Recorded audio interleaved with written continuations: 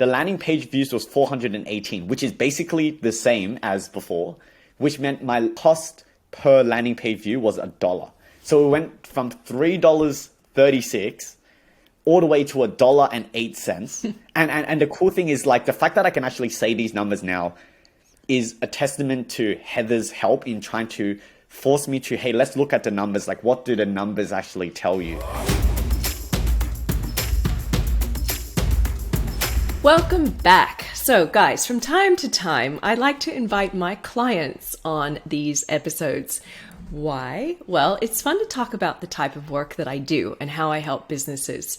I specialize in conversion rate optimization, or CRO. And so a big part of that is fixing things online that are not bringing in clients, leads, and sales, or decreasing the cost per acquisition, things like that. So the next guest that we have, he's gotten incredible, and I say incredible, results with his Facebook ads and through our coaching and consulting together. I'm still blown away. He'll tell you more about it. But what I loved about our conversation is that, you know how like the student becomes the teacher? He had so much to share. Just stuff about marketing, about de-stressing, about how he runs his business that I was quite simply blown away from. So I'm excited to introduce you to him. So who is our guest today? We have Michael Chan, and Michael so he's been an entrepreneur for a long time. He started his journey at the age of 15. Yes, when he launched a nonprofit organization in high school that aimed to connect industry professionals with senior students to broaden their scope of the career opportunities ahead of them. This involved hosting seminars at USYD with over 150 attendees and hosting volunteering trips to Cambodia to teach primary school students English and maths. That's so cool. I love it. He's involved in tutoring right after graduating and soon became the CEO of a local tutoring business within 2 years. Since then, he has co-founded a tutoring company called The Mathologists, previously Mana Education, that specializes solely in high school maths, based in Parramatta, which is the inner west here of Sydney in Australia. So without further ado, I want to bring Michael on to this podcast. Welcome, Michael.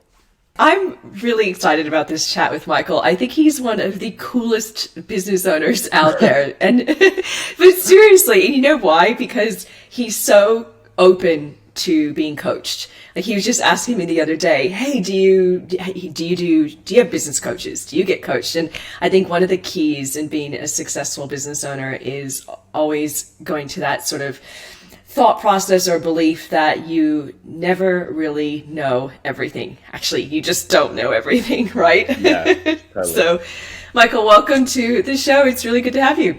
Thank you so much, Heather, for bringing me onto this podcast. It was actually one of the things that I've always wanted to do in sort of my bucket list, is to just be invited onto podcasts and share the experiences that I have, and it's happened now. So yeah, thanks so much for inviting me. You're so welcome. It's so good to have you here.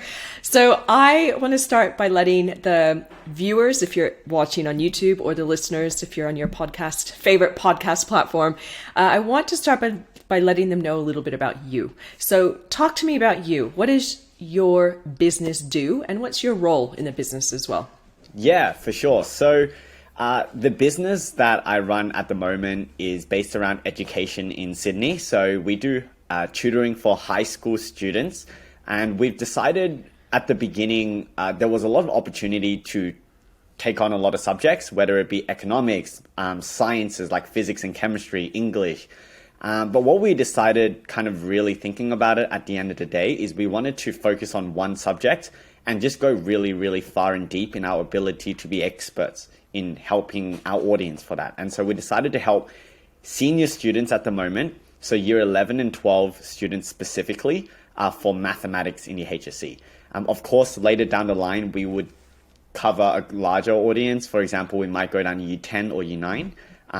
But yeah, simply said, it is to help students struggling with mathematics at school.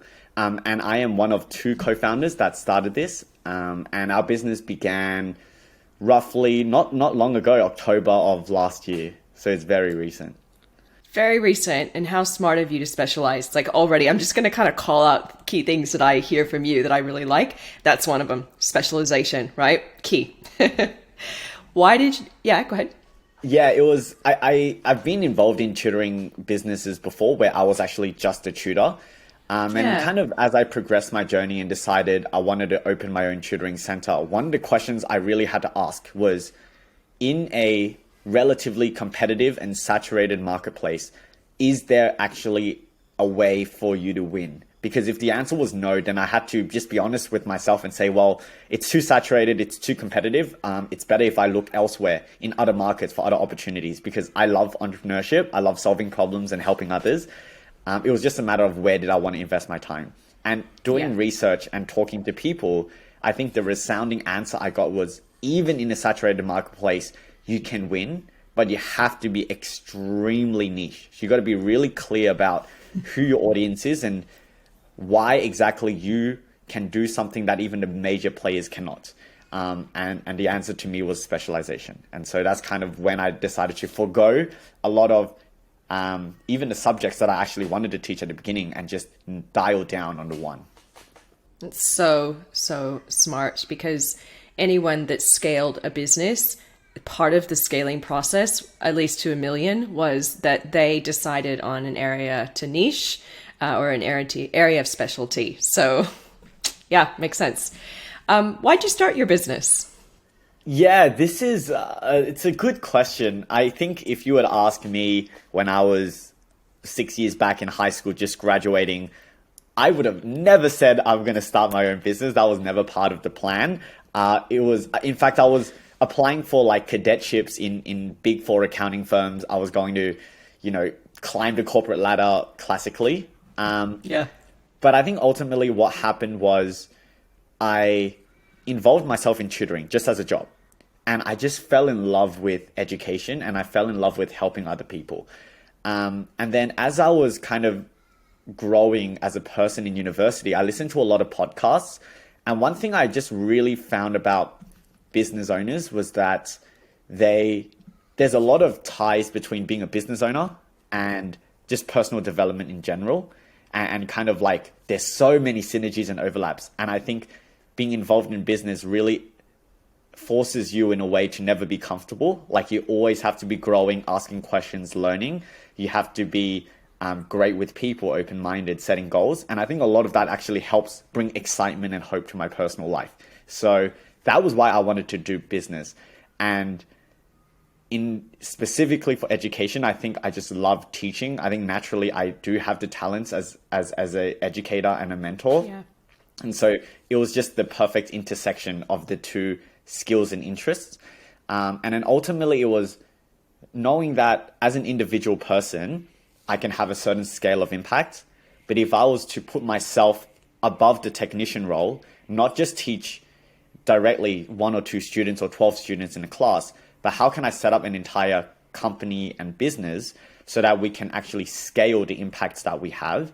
And I'm able to not use my skills directly, but coach other people so that I can, duplicate what I want to do for students across other talented individuals. That is something that really excites me every day. And so, yeah, I guess an amalgamation of those reasons is why I decided to start this business. Yeah, I see it. Whenever I talk to you, you're just so passionate about what you do and so hungry to reach more students and just expand the business. And it's just really obvious. So it's nice to see. Okay, Totally. So we're going to paint a picture now of a little bit of a snapshot. So guys, Michael and I have been working together and specifically around his Facebook ads. And I think it would be great to start by painting a picture of what was your online presence like before we met. Yeah, that's a great starting point. So prior to meeting yourself, Heather, I want to actually go a little bit further back to really give context to the people that are listening, which is I had this kind of idea that marketing was only for the big dog companies. Like marketing is only when you have a really big budget. It's when you have a whole team with graphic designers, videographers, photographers, content creators. I had this idea that marketing doesn't actually work for a lot of perhaps small businesses, or it doesn't work for my specific industry. Because I guess the argument I was making to myself is, well, tutoring is all about friends, right? So if one student comes to you, they just organically bring their whole group of friends. There was almost no marketing required for that kind of organic quadratic growth, because it's just all word of mouth. If you think about parents, how do parents bring their students to tutoring centers? One parent shares to another at a family gathering, they just talk, and then there you go, suddenly you have a group of students. And so I always thought in the tutoring industry, it's all about just have really high quality resources, have really great teachers that can actually teach, and the rest will organically come. And that is true to some extent. But I severely undermined the power of marketing and what it's actually able to do, even at a really low budget. And because I had no idea what I was doing, you know, the classic thing of boosting Facebook like posts, like you make a Facebook post, you boost it, or not understanding that when you're making an ad, there is technicalities behind it. What is the landing page? How are you architecting that? What is the real offer that you're making? How is your offer different to your competitors? Is the timing of your offer correct? And so I didn't know the answer to any of those questions, or even like what metrics should we be really focusing on. And so I would say, previous to meeting yourself, maybe $2,000 on marketing. And the results just never really showed for themselves. And I think it was just ignorance, right? Like, you just don't know how to do it. You don't know how to plan, how to ask the right questions, how to test and optimize. And so prior to meeting you, I would say I spent a little bit of money, didn't get any results, thought, yeah, this is not for me, or this is not for our industry. Maybe if I was in a different industry, marketing would work. Like if I was selling products, maybe it would work more than a service-based company. It was all of these kind of like lies that I told myself to justify not kind of diving further into it. And so, yeah, it was just very unstructured, ads here and there. And then for the most part, just like absence of really any real marketing, and just like focusing on other parts of the business. That was before meeting you. Yeah, such a good answer. So many really interesting things in there for anyone that's listening as well. Like the whole marketing doesn't work just because, you know, we as business owners, we tend to, if something's not working, we justify. We're like, it's not working because it doesn't work in my industry or whatever, right? You come up with all these reasons. So I love the honesty, Michael. That's really good. Talk through what we did together. So, you know, as detailed as you want to get here, because it can really help people, you know, what was the process and the changes that we worked on together? Yeah, for sure. I think, even prior to meeting yourself, like there was a decision that I had to make. And I think as an entrepreneur, or a business owner, you have to first make a decision, which is you got to actually believe that marketing works. Because if you're not convinced that something works, you could have the best coach in the world, but what happens is you don't actually ask questions. So you can't actually get really quality answers from your coach because you're not yourself invested. And so I think first of all, meeting a coach is make a decision and believe that marketing works, but also understand that it's a process of discovering like the formula that works for your business and your audience. So that was a decision that I had to make. And I thought, I'm not going to just try running blind myself anymore. Like, let's find someone who does this day in and day out with multiple clients from multiple industries, because they would really be able to answer my questions. And so that's when I kind of encountered yourself, Heather. Yep. And I think the first project we worked on was I was trying to run a free program for high school students over the summer holidays. And so the idea was run a free holiday program, get students to sign up for that, and then if they have a really great experience, they could then inquire to stay on as ongoing students on a termly basis. So that was the idea of the campaign and offer. Now, when I already met you, I believe what happened from memory is I was already halfway through. So I already launched all the ads, created all the copy, invested money into it, exorbitant amount of money. Yes. Like my daily budget was way too high for what it should have been.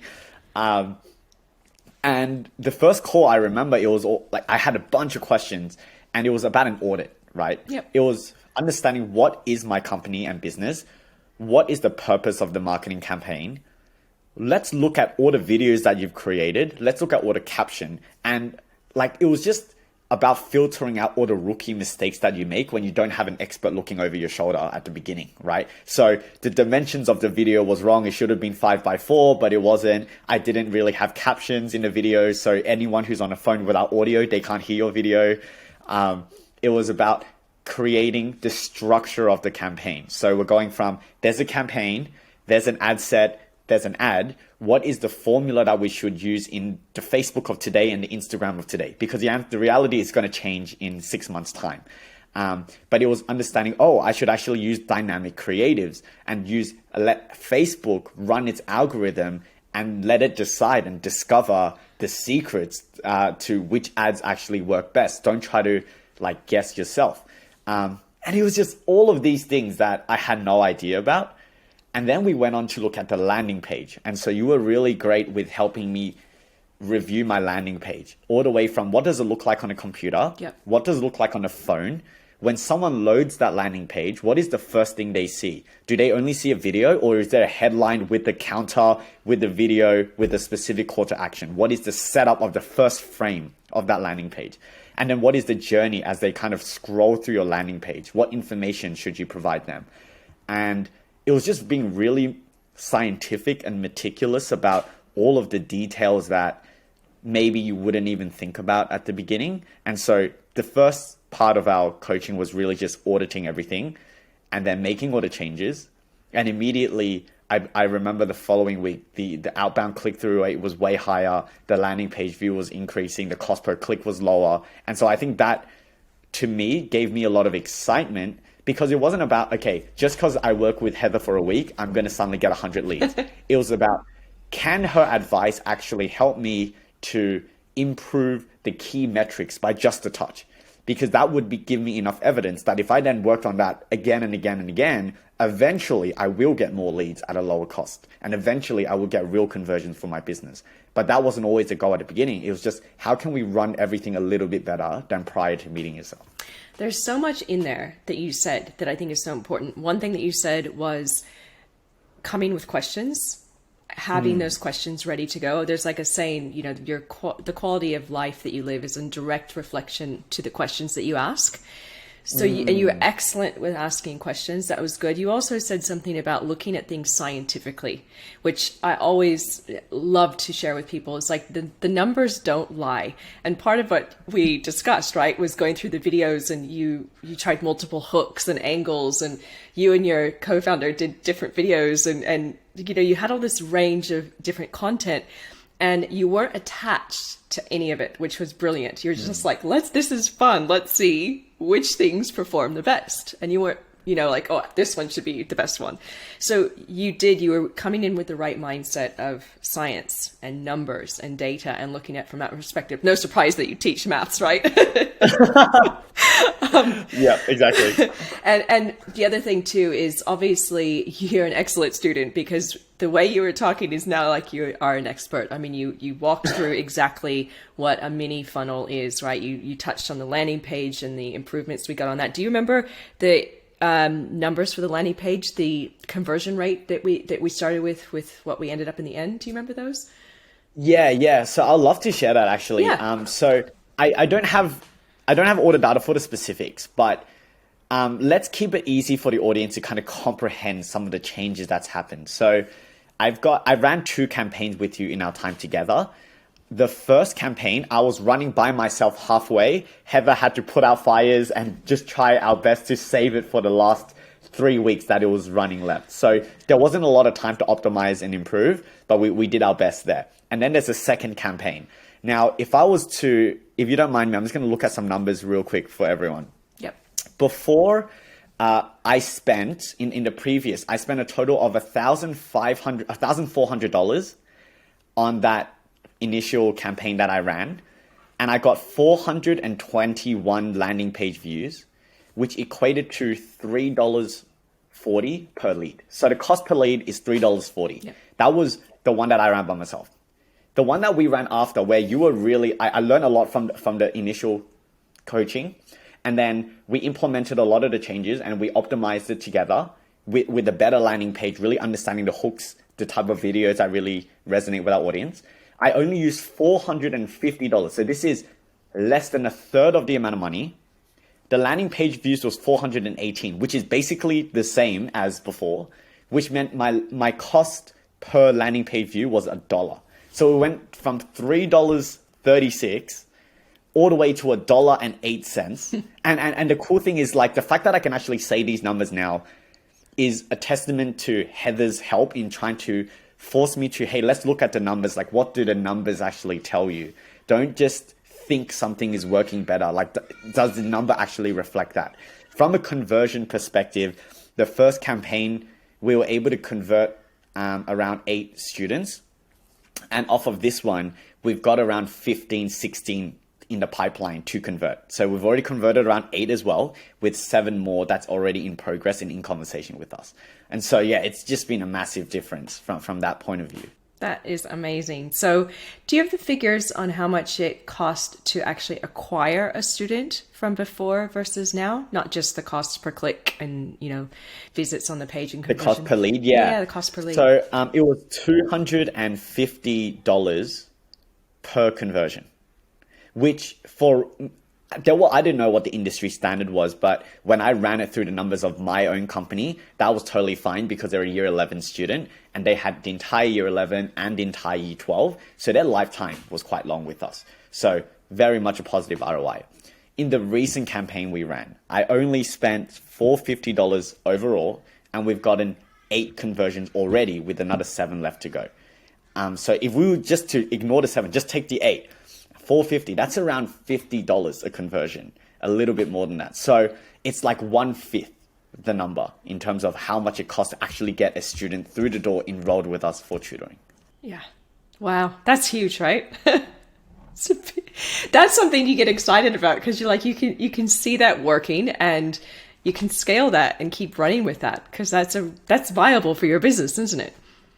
Yes, exactly. It was about, like, part of the process that made it so exciting is discovering really a formula that actually works, that now predictably that you can run again and again throughout certain seasons of the year. And this is how much it's going to cost you for each conversion. So now you can actually project, okay, if I need X number of students or X number of clients, this is how much marketing budget I should expect to need to allocate to it. And this is roughly how much time it will take for the first time where you launch the ad to when you actually get revenue in your bank account. Amazing.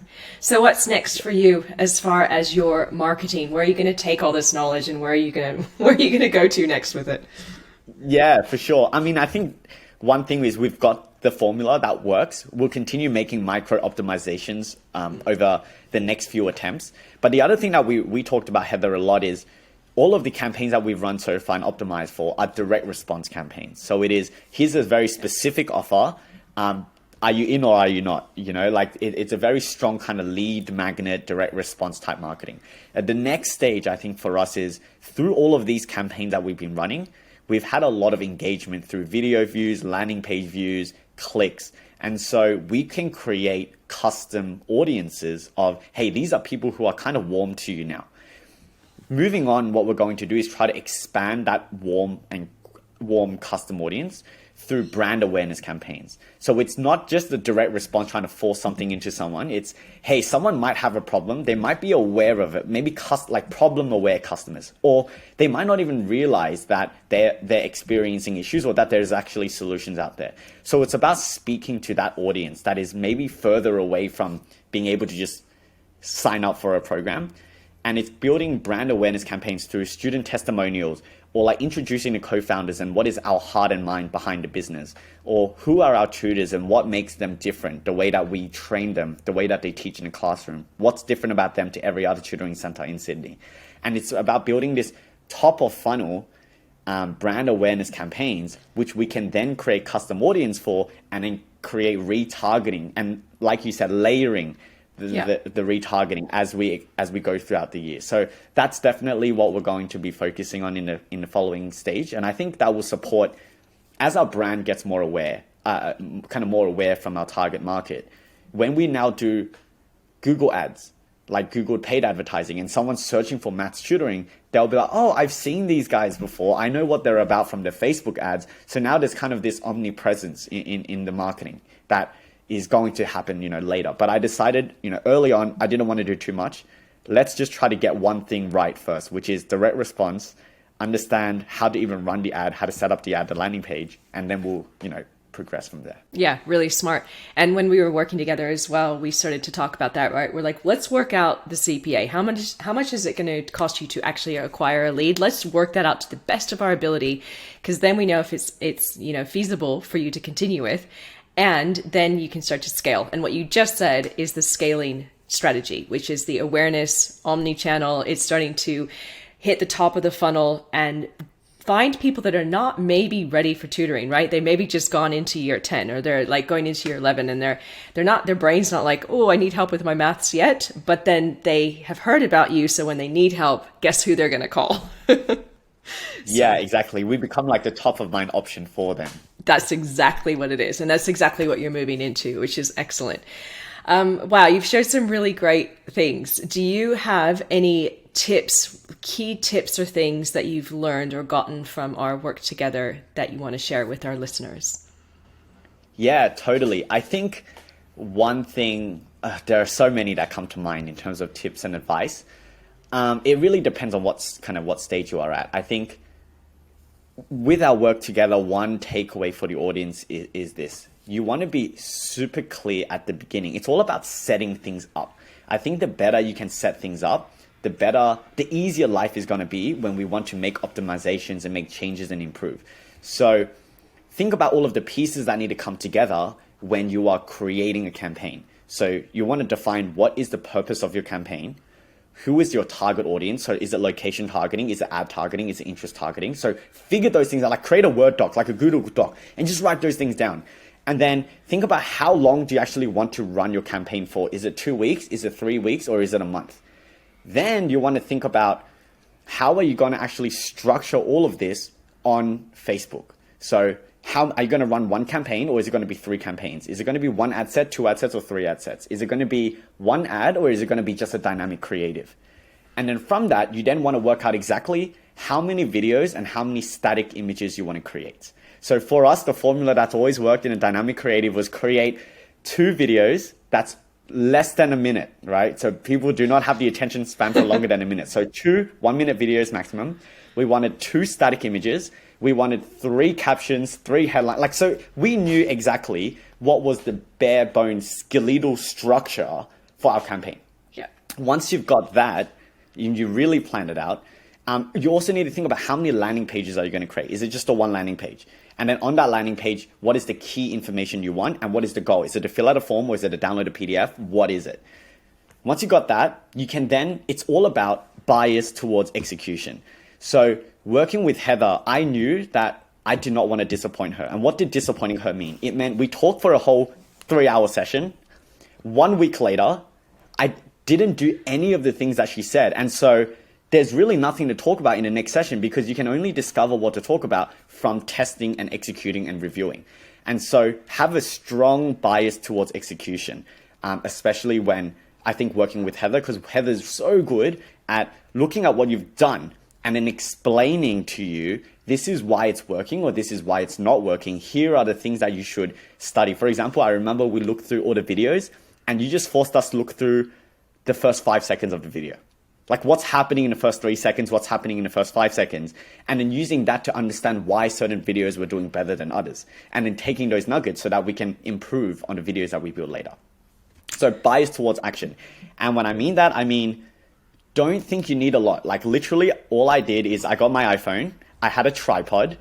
I remember I bought a mini microphone that was an attached microphone, and there you go. You can film videos. You just talk to the camera, and it doesn't matter if the videos at the beginning are great or not. It's just about putting something out there so that you can learn from it. It's about iterating. And so I think that would be the key advice. Have the framework and the infrastructure for your entire campaign, understand what you're doing, and have a really strong bias towards action, because it is through action that we can learn, and it is through these learnings that we can actually improve on all the key metrics and all the goals that we set for ourselves from a marketing standpoint. Do you know there's a thing in the podcast world or the movie world called pulling out sound bites of episodes? So, like little one liners that are really excellent. I think you are the sound bite king. There's probably about 100 different one-liners that you've shared in this episode, to be honest, really, that are so valuable for the listeners. I do want to ask you one last question before we shut down. This episode, or I should say this podcast, is called The Hustle Rebellion, and it really is about working smarter in your business and growing and scaling a business that still allows you to have a joyful life, that you genuinely are like, I've created this business to have a life that I want. So many people don't end up really doing that once they get into their business. So based on that, because you're so passionate with what you do, you're growing quickly, what is a tip or a couple of tips that you want to leave the listeners with on managing your business in order to have a more joyful life? That's a really good one, because a lot of times you end up, let's say, quitting your job and then you're starting a business, but you end up actually drowning yourself in the work, being overly stressed about it. And it just takes over your life rather than giving you the freedom that you desired from building a business. I think for myself, right, because it's hard to speak for everyone. For myself, I learned that I needed to really have a clear picture, first of all, of the vision that I'm excited about. So if there is not a future state of your business that you're excited about, I think it's incredibly difficult to go through the infinite ups and downs that you would have along the journey. And so even on the days where I feel stressed, what actually brings me the greatest joy is I know that on my worst days, if I can do one small thing to progress forward, just one step forward, I'm getting closer to a future that I'm really excited about. And just knowing that on my worst day gets me going. So that's the first thing. Have a vision. It doesn't have to be really clear, in the sense that sometimes we just can't predict the future, but it needs to be there to some extent. The second thing that I found is you really want to know that you could be working on your business 24/7, but sometimes things just need time for the results to show. So let's say I was like, oh, I'm really stressed, I need to do marketing, so I'm just going to sit here and think about marketing all day. The reality is, no matter how many hours you put in a single day in marketing, sometimes you just need to give the campaign a little bit of time so that you can let your audience tell you the truths. And so it's about trusting the process in a way. And so ask the right questions, do what you know is the most, from your understanding, the most right thing for your business, and just trust the process. And when you trust the process, then you're not holding on so tight to kind of every single detail along the way. And that just lets you let go and say, okay, I know I'm pushing my business in the right direction. And as long as I keep on that trajectory, I'll be a-okay. So I can now also enjoy my personal life, whether that be, I want to make sure I'm gymming every day, or I want to make sure I meet my friends on the weekends, or every 2 weeknights I'm going out and eating dinner with my partner, whatever it is. For me as well, a really critical thing is reflection. So what I do is, this year specifically, I have a very simple morning routine, but every day when I wake up, the first thing that I do is go for a 1 hour walk. And that does two things for me. The first part about the 1 hour walk is it just makes me feel really healthy, which is part of a really happy, healthy lifestyle when I'm feeling healthy. But the second thing is, on that 1 hour walk, it allows you to just think about what's been on your mind lately. Because sometimes when you're in the busyness of work, you don't even have the time to realize that you're uber stressed. You don't even have the time to realize that you're actually really anxious for no reason, or that there are all these pressures on you. And so that 1 hour walk is very meditative, and it just gives you an opportunity to slow things down and understand how you are feeling, and therefore what actions can you take. I think stress comes from when you're feeling a lot of things, but you're not aware or conscious of them, so you don't do anything to address and confront them. And that's what stress is. It's like when I tell my students, let's say they have an assignment and they're stressed about the assignment. The assignment is not what's stressing them. It's they have not directly addressed the notification, understood what the assignment was about, broken it down to create a plan. That's what stresses them. It's the uncertainty that creates stress. And so for me, every morning, having the time to just kind of meditate on my walk, it allows me to think about the problems that I have and address them, and therefore relieve a lot of stress. I think my last tip is it's got to be, I'm lucky enough in this time to be with a co-founder. And the advice that I've had is don't work with family or friends. I don't know what the right answer is, but in my life, working with my best friend has been the absolute best decision, because with him as a really strong support network, it just means that when I am really worried, or when I am stuck in a certain mindset, I can turn to him because he's on this journey with me. So he knows exactly how I feel. And it just tends to be, when there are two people, when one person's pessimistic, the other person tends to be optimistic. When one person is in a slump, the other person tends to be hopeful. And so that dynamic of having a really great friend that I know is not going to judge me on my worst days, that I can be vulnerable with, has really just allowed me to enjoy this journey so much more. And so if you are a single founder, where you don't have a co-founder, definitely have at least one person, whether it be a really close friend or or a family member, that you actually ask, hey, this is the journey that I'm on. Support network is really important to me. I would love for me to have the opportunity to share what I'm going through, and for you to just be a really great listener for me. And just having that conversation with at least one person, that's going to make a world of a difference, because they'll encourage you, they'll support you. And that just brings a lot of joy in times of kind of stress and concern. What a beautiful way to end this episode, Michael. You've just been incredible. Thank you. This conversation has been amazing. And beyond just talking about our working relationship, I think there's absolute gold in here about your way of looking at your business, numbers, and growth and stress. So thank you so much for sharing all this information with our listeners. Thank you for being here. And here's to many more months ahead of scaling your Facebook ads successfully. Yes, absolutely. I'm really excited for the future. And thanks so much for inviting me. And I hope there is at least one thing that the audience can take away from it and really, just transform the way that they're doing things. Definitely. Thanks, you guys. All right, Hustle Rebels, we are at the end of this episode. Thank you so much for tuning in. I hope you got some ideas, certainly around your marketing, but even just some interesting thoughts from Michael and how he runs his business that might be able to help you. As always, if you enjoyed this episode, please leave us a comment. If you're watching on YouTube, if you're listening online elsewhere, please leave us a rating or a review. It just helps to spread the word and help other business owners who might be stressed in that hustle and grind of their daily business and want to live life a little bit more joyfully. So let them know. And to find additional resources that we talk about in these episodes, join us over at hustlerebellion.com. Thanks again for tuning in, and we'll see you next time. Bye.